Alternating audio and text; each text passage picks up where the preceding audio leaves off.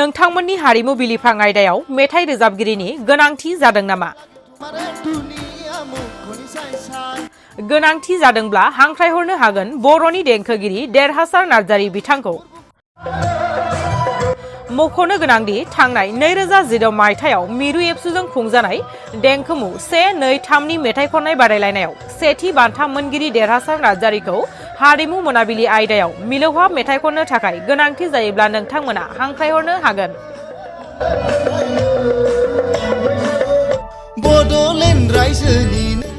नोंथांमोननि हारिमु मोनाबिलि आयदायाव मेथाइ रोजाबनानै दिन्थिनो थाखाय साखाफारा जानानै दं देंखोगिरि देरहासार नार्जारी बिथाङा। थांनाय 2016 मायथाइयाव बिजनी अलुबारियाव जानानै थांनाय मिरु एबसुनि 48थि बोसोरसालिया जथुम्माजों खुंफुंजानाय देंखोमु 1-2-3 बादायलायनायाव बाक्सा जिल्ला एबसुनि जानानै बादायहैनायाव देरहासार नार्जारीया सेथि बान्थाखौ आवग्रिनो हादोंमोन।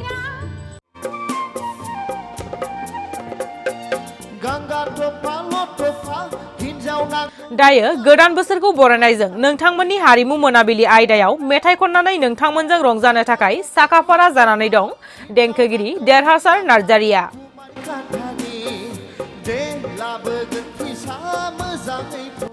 नोंथांमोननि बायदि रोखोमनि हारिमु आयदायाव मेथाइ रोजाबगिरिनि गोनांथि जायोब्ला नोंथांमोना थोंजोङैनो देंखोगिरि देरहासार नार्जारी बिथांजों गाहायाव होनाय जानबुं नम्बरनि गेजेरजों सावरायनो हागोन। जानबुं नं 739939425 एबा 8812852358।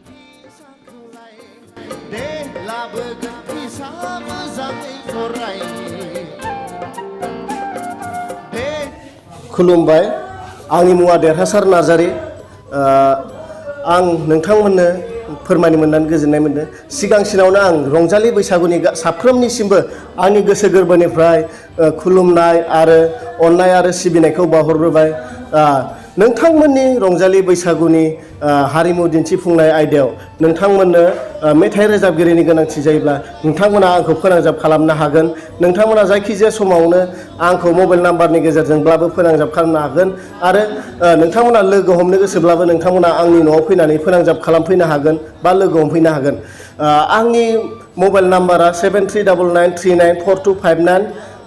आंनि लोगोसे आरो मोनसे नाम्बार दंबावो 8812852358 आरो फिन खनसे बुंबावदों आं 7399394259 आरो मोनसेया जाहैबाय 8812852358। जायखिजाया समावनो नोंथांमोना आंखौ बे मबाइल नाम्बारनि गेजेरजों फोनांजाब खालामनो हागोन। नोंथांमोननि रंजालि बैसागुनि हारिमु दिन्थिफुंनाय आयदायाव नोंथांमोनजों मेथाइ रोजाबनानै रंजाफानो थाखाय आं साखाफारा जानानै दं। नोंथांमोना गोनांथि जायोब्ला नोंथांमोना आंखौ फोनांजाब खालामनो हागोन। बिनि थाखाय आं नोंथांमोन नैबे आर'नाइ रादाब चेनेलनि गेजेरजों आं नोंथांमोनखौ गुरैयै खावलायोबा लोगोसे आंनि खुलुमनायखौ बावहरबाय। गोजोन्थों।